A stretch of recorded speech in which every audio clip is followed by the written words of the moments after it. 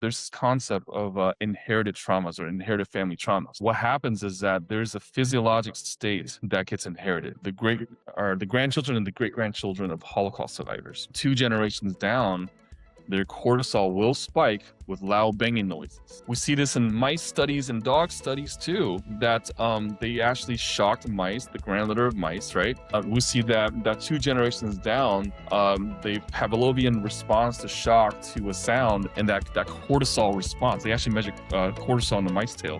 The cortisol response, the stress response is actually inherited. This is Doctor Talks.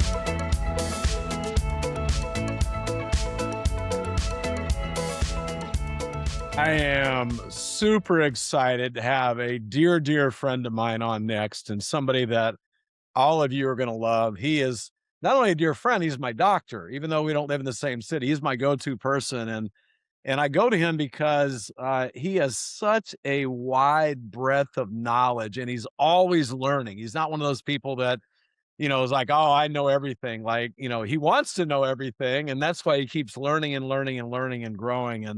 And every time I talk to him, I always learn something new. And you're going to learn so much from him. His name is Dr. Cheng Ruan. He's the founder of the Texas Center for Lifestyle Medicine, and he really is an innovator in functional medicine, in really helping people take control of their health. And so he is so far ahead of the traditional medicine, traditional medical world that he plays in. And that's why so many patients come like me from all over the world to this guy. So you got a treat. You get to hear from him. And what we're going to be talking about is how to engineer a healing mindset. So Cheng, I'm so excited to have you on, and thank you so much for being here with us. Thank you so much for having me on, Tom. And this is such a blessing to be able to talk about this with you. So thank you. Yeah. So you are a medical doctor. Integrative medicine. You're internal medicine doctor. So you know all the standards of care, Western medicine, and you still use many of those, which is really awesome. But you go beyond that, right? And that's why you can solve the harder cases where traditional medicine falls short. You're so inquisitive and you have so much knowledge. And today we're going to talk about how the power of mindset, which you and I were just talking about earlier, is such a critical factor in people's healing. So give us just kind of an overview of how mindset plays such a huge role in whether a person heals or not. Okay. So let's start out a little bit nerdy and go a little bit into the energetics. Okay. I started out doing more traditional medicine earlier on in the career, starting in 2012, and just didn't really feel right. Right. There's something kind of missing. And part of it is that in medicine, the way we practice medicine and the way that people are categorized is looking at disease states rather than the actual human that's behind the disease, right? So I every time I would talk about disease states, it's almost like I'm doing a disservice for people if I just kind of do the things I was traditionally trained in. So my mom was an acupuncture herbalist. So in the Chinese medicine realm, every person has different energy signature, and you can't treat the person the same, otherwise they're not going to get into that healing phase, right? Mm. So there's a difference between like the prescription of medicine and the Western medicine and the actual healing. Healing is a journey; it's a perpetual journey. Ah, Whereas medication is for a short-term specific outcome. But a lot of times, if the outcome's not reached or the medicine doesn't help reach the outcome, there's sort of this abandonment of the patients that we kind of see. And that's what we're seeing right now, especially throughout the pandemic, right? ah, And so and so, the when I started doing integrative medicine in 2017 at Texas Center for Lifestyle Medicine, so we're 5 years old now. And I looked at the data. We looked at the data all together, me and my entire crew. And we're like, well, who actually heals and who doesn't? Is it someone that's on a specific diet? Are they more plant-based? Are they more animal-based? What are they doing? Are there people who are taking specific supplements? Are there people who are taking specific medicines? Are there people who have resources, meaning that they have like financial resources to get the best doctors in the world? yeah. None of that mattered for the people who had the best outcomes, okay? Ah, What mattered is that something triggers them to change. a marriage, a divorce, a death of a family member, a birth of a family member, right? Something changed within the identity of this person that trickled into the physiologic manifestation of what a person has. So if someone has, for example, some autoimmune disease, you see their autoimmune markers start going down or start going away, right, after some sort of a life event. And someone has, diabetes, you see those markers improving. Someone has vascular disease, you see those markers improving. And it's not a specific diet, it's not a specific supplement, but they all have one thing in common. They realize that the mindset that they've been utilizing, right, in their life is no longer serving them. And Mhm. something in their life that's forced upon them, a situation, whether it's good or bad, we're not gonna call it good or bad, Yeah. require them to change their belief systems and their energetics. And then all of a sudden you see like the best outcomes in people, right? And so for me, I'm like, wow, okay, I just have to give myself a timeout when I start realizing this. And then we're like, well, how do we engineer health into people? How do we get people to create this successful mindset, which is what we're talking about today? And so we started onboarding practitioners and health coaches that are more trained in mind body medicine. And boom, things exploded for me from then on. So Yeah. mindset absolutely important. And this is not something they taught you in medical school. No, but I wish they had, but I don't think they knew, right? The way that we look at studies and data, a lot of it is double blind randomized controlled trials and pharmaceutical data. We're not really looking at something that's like this. But however, having said that, there's something called the placebo effect, Right. which is that if you're studying a drug or some sort of even a device, the placebo effect is that the brain can actually engineer a successful path Mhm. for the body. But no one's looking at how the placebo effect is doing it and deconstruct it. So we actually deconstruct what the placebo effect is actually doing in our facility. I love it. So we're gonna talk more about that. But Yeah. this is so interesting because, you have people with the same condition. Yeah. One will heal, one won't, even though they have the same medication, same condition. And Yes. the real difference is what you're just talking about is probably something within that person's mind. Or you have somebody that may have a cancer and then they get the cancer taken out and they go into remission, but then it comes back because their mindset didn't change, probably. They still had that mindset that was creating that disease. So I Mhm. love what you're doing. I mean, this is why I love this guy so much. I hope that all of you will reach out at some point in time to find out more about what amazing Dr. Ron does because he's got all sorts of great stuff. Let's talk about that. So you just said something pretty interesting. You found ways to deconstruct Yeah. how successful mindsets can be implemented. So take us through that process of what you guys do. And I know a lot of people listen, if you think that just something from the outside is going to heal your chronic condition, it may help, but you're the ultimate decider in your mindset. So please listen to what Dr. Ron has to say here. Yeah, absolutely. And one of the things that we look at is not just it's really hard to gauge someone's mindset and call it 0 to 10, right? Yeah. There's no such thing as a good or bad mindset. It's just a mindset, right? And so what we have to identify is this mindset serving this person, yes or no? I mean, here's a really good example of someone today, actually. Yeah. Let's talk about that. So this person is very educated. She's a professor, okay? And as a professor, she researches everything and she happens to be diagnosed with Alzheimer's disease, early onset Alzheimer's disease, right? And then she come in and she had this giant stack of different things about gut health, brain health, and immune health, and how to balance it. And I mean, she carries with her so much knowledge. But she came with her friend, and her friend's like, you know what? She's been deteriorating really over the last year. Okay. I'm like, okay, well, let's see what you've been doing. So it seems like she's been on the best diets. She's been on the best supplements money can buy, or she's seen the best doctors or the best diagnostics, right? So everything's done there. And so while she has this giant stack of information, but guess what's in the back of my mind? Like, what is her physiology? what is her state right now that she's in? And her body language is this. It's a lot of hype. And when she's talking, she's barely breathing. She Ah, wants to get as much out as possible sort of in this situation. Her shoulders are close to her ears. What does that tell me about her energy? You know, her energy was one of fight or flight. the She pathetic was nervous in system, which you can't Yeah, heal it now, right? exactly. So she Yeah. was in this uncertainty, fight or flight, and we actually started talking about why that is. And what we identified is that one thing changed about her life that perpetuated her journey into this memory loss. And her husband passed away a year ago, and that's where everything started declining, right? I'm like, no matter what you put in your paper here about gut health, immune health, let's talk about your husband passing away, right?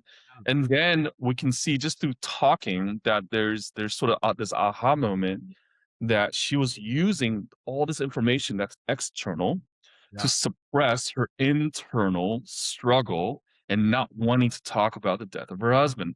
For me, I'm like, we have to talk about that in order as a foundation to heal, and then everything else is optional after that.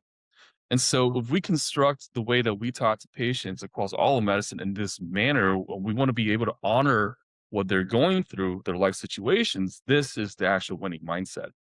I love it. I love it. And how many doctors would have even gone to the place where, they found out about that husband dying a year ago and really take the time to talk about it? This is why you're so unique, and hopefully some practitioners are watching you now too. And I know with medicine, there's a disincentive to actually do this, right? Because time and get things done quick. But that's what I love about you and the way you operate with your clinic. You really work on what's going to heal the person and take them into places that they might not want to go, but they need to go in order to really heal. Right, and I'm not an expert in mental health or anything like that, but I like to get the conversation going. Now, within our clinic, we have for other professionals here, right, that Yeah. I rely on, right? Yeah. So they all have their roles, but however, and this may come really as a shock to you, Tom, the people who come to us, we're not the ones delivering the health or the information that they eventually take into success. It's actually other patients. So we actually have individuals and group sessions. The Ah, people who are in the group sessions do significantly better in terms of anxiety, sleep, depression, mindfulness, right? And also disease states. They actually have biomarkers of aging that get better within the group systems. And one thing about the group ecosystem is that we're harnessing the power of each individual people here as a collective for that collective energetic healing experience. And what's even more surprising is since the pandemic, we've been only doing this on Zoom online, but the energy is still so congruent amongst the healing process. So I believe that to heal, it requires the community. And the community is one that's of safety and of certainty. And that's what we really provide for patients. And that takes their health a really long way. So I'm not the hero, right? yeah. It's the people who come to us within the group settings, they become their own heroes. And that's what's beautiful to watch in the transformation process. I liked earlier in the beginning too, the way you talked about medicine. Medicine is meant to be used for a short period of time, and if you can have the healing mindset and really not be in that fight or flight, which is not a healing state, which by the way is a state that most people that have health challenges are in. They're afraid, right? They've gone to the internet and they looked at all the things that can happen, and they're really in fight or flight. They're in their sympathetic nervous system, which which prevents the body from healing itself. Talk about how when we get into that parasympathetic, we get out of fight or flight, how can the body heal these diseases like we're talking about? How is our body built so that it actually can heal, that people aren't getting the advantage of because they're so afraid all the time about this disease they've been labeled with? Let's break it down. So you sense something called the sympathetic system. The sympathetic system in neurology is something we call the go pathway in the brain, like literally go, like go, go, go, right? And then there's the parasympathetic, which is the freeze or the no-go pathway. So we want to be able to balance a go and no-go pathway, or the sympathetic fight or flight and the parasympathetic rest and digest. There's some people that are stuck in the parasympathetic that's just as bad as being stuck in Yeah. the so we really need that balance, that yin yang balance, right? So yang being sympathetic, yin being parasympathetic, actually, right? And so what happens is, let's say if someone's always triggered, let's say it's a psychosocial emotional trauma that occurred, and let's say they don't even remember the events. Maybe it's in the childhood, right? But they grew up and they chose a profession from their physiologic state, and that profession may be a nurse or a doctor, someone in the healthcare field, and that person may feel their sense of self-worth by providing aid to others. But over the years, they've learned to self-neglect, right? So what happens is that physically looking at the person, okay, the shoulders may be really up here. All the fascia, which is the outer covering muscle, could be so tight up here. And sometimes when they turn their heads to face me, they're not just saying, "Hey, Dr. Ron," they're just saying, "Hey, Dr. Ron," right? The entire torso has to move because they're so blocked up right here. This is the body keeping the score. There's a book on that. It's called The Body Keeps the Score. This is the body keeping the score of the trauma that's held up right here. Now, why would the body do that? Well, it's very simple. So we do something called brain mapping, where we look at people's brain physiology. So we can actually see trigger brains. When the brain is triggered, well, the brain conducts the heart rate. The heart rate's always up. And then when that happens, the sympathetic response then shunts all the hormones into fight or flight hormones called cortisol and adrenaline, noradrenaline. Okay. And these hormones take away blood flow from our gut, take away blood flow from parts of the brain that create memory, and they shunt it towards the fight or flight parts of the brain and shunt it towards, guess what? Here. So you have huge blood engorgement of these pectorals and these deltoids ready to fight, and these neck muscles ready to take that impact like you're a football player or that you're a warrior, right? But you're not about to go into battle. Your brain thinks you're going into battle. So your blood literally gets sequestered in this area, and so does your energy. And Yeah. that creates pain and stiffness over time. Yeah. And so this is why when we do deep relaxation exercises, we're going from sympathetic to parasympathetic, relaxation, mindfulness, meditation, right? And the blood flow will literally like just start draining down. This is why when people get angry, they get red. Is the blood flow coming up here, right? And they take deep breaths, and their blood flow goes away to like the relaxation parts of the body and the digestive part of the body, Yeah. and we're not red anymore. They just look normal after that. So there has to be a balance between the two. Otherwise, physiologically, the body is incapable of regeneration or Yeah. deep sleep as well. And so when we can go on purpose into a parasympathetic state, again, it's you don't want to be in parasympathetic your whole life, then you're basically, a vegetable or Yep. not functioning that much. But when we can do it on purpose, we can then start generating our natural healing response, correct? Correct. And here's what we know. For example, we know that techniques in mind body medicine, like deep breathing exercises and meditation exercises, dramatically changes our gut bacteria, gut microbiome. Right. Mm. We know that it dramatically changes blood flow to different parts of the brain, different parts of the body. You can actually see that on imaging, right, with deep breathing exercises. Right. We know that just 5 minutes of meditation a day can really change our parasympathetic balance. There's actually machines and devices that we actually have here to measure your parasympathetic balance. These are all like rooted in science, but a big portion of it is rooted in that placebo effect. Is that our brains can actually generate this type of physiological response, and that's why the placebo effect actually exists. Yeah. Yeah, that's amazing. So, what are some tools that you would suggest to people to help generate this mindset of healing? Like, what are some things they can do right now to just start to get their body to help heal? And we're not talking about things that, you know, 2 minutes later you're cured, but things that can start that process along the road. What are some things that you could give people to help them out?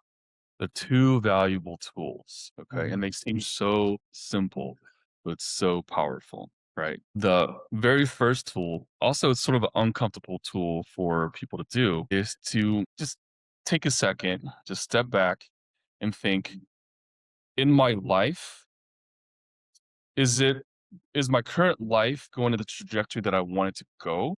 Mhm. Okay. Yeah. And if not, okay, then most people who are watching this is probably not because they're watching this, right? If that's not the trajectory that you like it to go, figure out if it's due to excess or lack, Huh. okay? So excess means that am I doing too little, I must do more, okay? Yeah. So that's so excessive, or should I go into lack mode where like I'm doing too much, but I need to just kind of take a step back. So I call it the power of the pause. Most people feel like they're not doing enough. In reality, they're doing so much that they're forgetting to pause, right? So parasympathetic pausing is literally just take a step back and pause and think. Easiest way to do this is when you have a conversation with every person you meet for the next 24 hours, okay? When you're done speaking, when they're done speaking, count to 4 in your brain. 1,000, 2, 1,000, 3, 1,000, 4, 1,000. Just look in the eye, right? That's pausing. And that pause will actually create an energetic bond between you and the other person. Doesn't matter if it's a stranger or someone that you know. Hmm. And what happens is that pause will actually fill the void with things that should come out in the first place. And that's what energy is, right? Mhm. It's the power of the pause, that 4-second pause that's right there. Okay, I Like I like said, it's uncomfortable, but we have people practice it. Yeah. And the second thing that I recommend people to do is take away the word need and replace the word want. And so the word, for example, is say, hey, oh, I need some coffee to stay awake. Well, do you really need coffee to stay awake or do you want it? So the minute you replace the word want, it's actually totally in control. Mm. And when you say it, you actually deserve it, right? People use the word need as something that's outside of their control. By replacing with the word want, you change up a lot of your vernacular, your conversations with people, and using that word plus that 4-second pause over the next 24 hours. Yes, it's going to be uncomfortable, but you start understanding your entire physiologic state can be changed when you converse with people in those manners. So those are my two most really powerful techniques to start. Yeah, and most people are on autopilot. They've got no clue if, thinking about, am I doing too much? Am I, not doing enough? And then the one with need to want, I like a lot because it feels better. Like if you go, I need to go pick up my kids, then it's like, oh, victim. Well, I want to go pick up my kids, right? Then yeah, and plus your kids probably want you saying it that way too, not like, "I need to go pick up I wanna go pick up my kids," right? So Yeah. it creates I mean, even just me saying that, even though my kids are 29 and 26, it creates a different feeling inside me that does change my mindset. That's great advice. And it creates a different feeling inside them too, you Yeah. know? So, "Hey, guys, I want to pick you up at 3:15." That's a totally different conversation. "Hey, I need you to pick you up at 3:15." Dynamic, yeah. And the energy actually becomes so vibrant after that. So you end the day with a lot of thankfulness if you use Yeah. those 2 techniques. So you talked about the mind being able to change, uh basically, like you even said, markers of aging. Can the mind also interact with DNA, turning it on, turning it off, things like that? Are you, what? Because some people go, I'm built this way. This is just the way I am. Mm. They don't really see things being able to change. What is the new science telling us now? Yeah, so the answer is yes. Let's not call it change in DNA. It can activate certain portions of our genetics, right? Yeah, And so, the in this concept, we actually just recently talked about. So on Thursdays with my patients, we actually do group discussions around this. And our last one is genetics. Are you screwed? That's like the title of the group, which that's really fun. yeah. And one thing that we talked about is exactly what you just asked me here. Can I change some things within my genetics? And I would say that you can actually change things not just in your genetics, but in multiple generations down. So there's this concept of inherited traumas or inherited family traumas. So Mhm. and what happens is that there's a physiologic state that gets inherited. So we know this based on studies that's done on the great or the grandchildren and the great grandchildren of Holocaust survivors. That 2 generations down, their cortisol will spike with loud banging noises. Okay. Hands down. 2 generations down. Yeah, Yes. not people that were ever in the No. Holocaust. Correct. Yeah. We see this in mice studies and dog studies too, that they actually shocked mice, the grand litter of mice, right? We see that two generations down, they Pavlovian response to shock to a sound, and two generations down, they're responding to that sound and that cortisol response. They actually measure cortisol in the mice tail. A cortisol response, stress response, is actually inherited. Now the question is why? Yeah. Well, it turns out we have these things called cDNAs that actually get transmitted down. So as they get transmitted down, it's actually creating cellular signaling within our genotypes. And now we have the technology to like track these things down in different generations, right? And actually this is how we track ancestry, to be honest, like with like 23andMe and stuff like that. And so there's new data looking at the phenotypic expression. Phenotype means that okay, you have these cDNA that's tracked down to this generation. Are you expressing it, yes or no? And so, as it turns out, there's a lot of things that we can do for balancing in life that we can actually alter the transmission of specific cDNA sequences through mind body medicine, breathwork, meditation, et cetera, et cetera.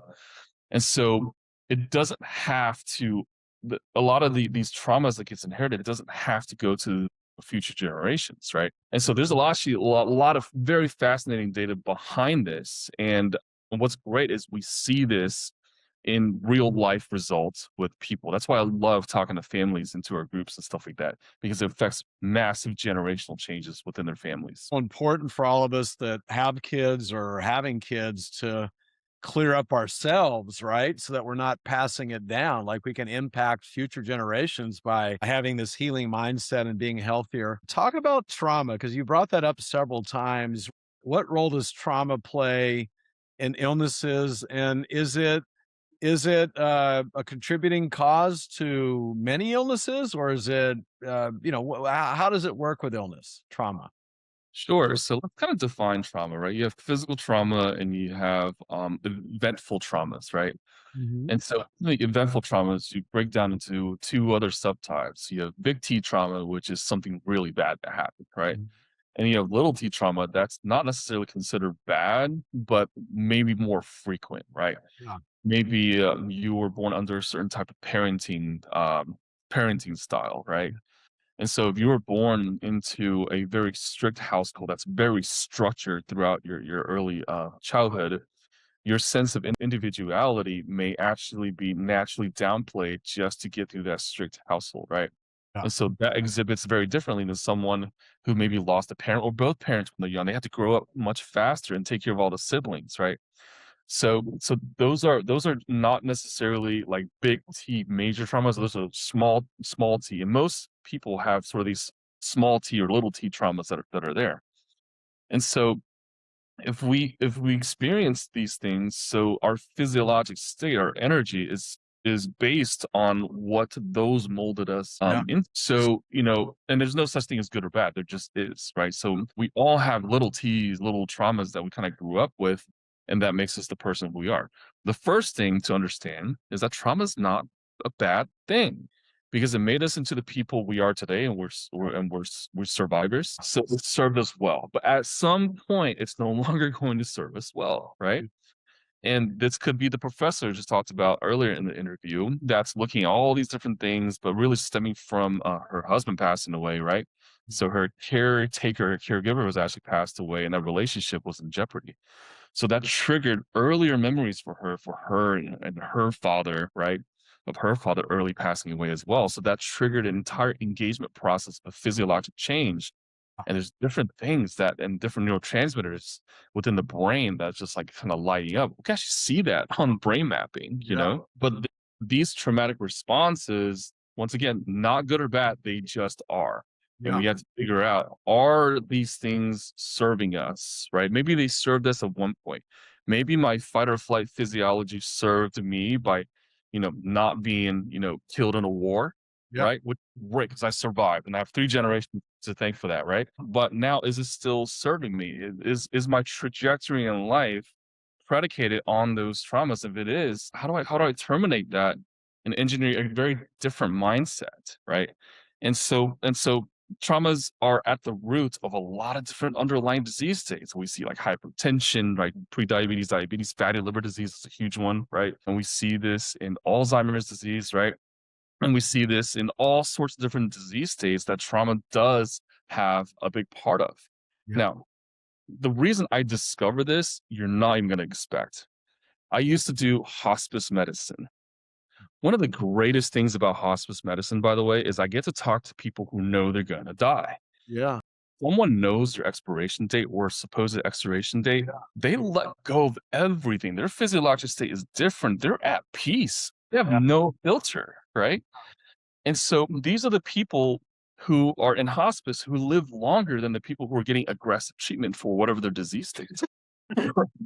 And so I'm like, well, what is going on here? But why do we have to wait until we get a terminal illness or diagnosis, right? And we don't have to. And then that's just the basics of it. That's amazing though that people who just let go live longer than people that are getting aggressive treatment for the same type thing because they've gotten rid of all that stress and worry, and then the body can just relax, and they probably are enjoying their life a heck of a lot more than the people getting the aggressive treatment that are feeling crappy, times. Yeah, Yeah. and palliative care doctors witnessed this, right? I was one of them. And in fact, if you actually do a cross-sectional survey, palliative care doctors are the least burnt out, happiest doctors in every medical field, out of Yeah. all medical fields. How interesting, right? Yeah. Well, you brought to a lot of people from a very scientific minded, research based person like you are. I mean, this guy is like, I mean, he is devouring research and learning and growing, but also came from a family where, as he mentioned, his mom was an acupuncturist, an herbalist, right? So he had that mind body Yeah. connection also, and he's molding the best of both worlds. I absolutely love what he does. He's my doctor. How can people connect with you and either come to your clinic or take some of the online courses that you have? Give people the best way to get in touch with you and your clinic. Sure, there's 3 ways. So, well, the first actually, people I just finished my brain health summit where I interview over 60 different experts in brain health. We actually talk about the healing mindset quite a bit. So that's Mhm. betterbrain.info. That's my website, betterbrain.info. Nice. So, here at Texas Center for Lifestyle Medicine, you're more than welcome to be a member of our clinic.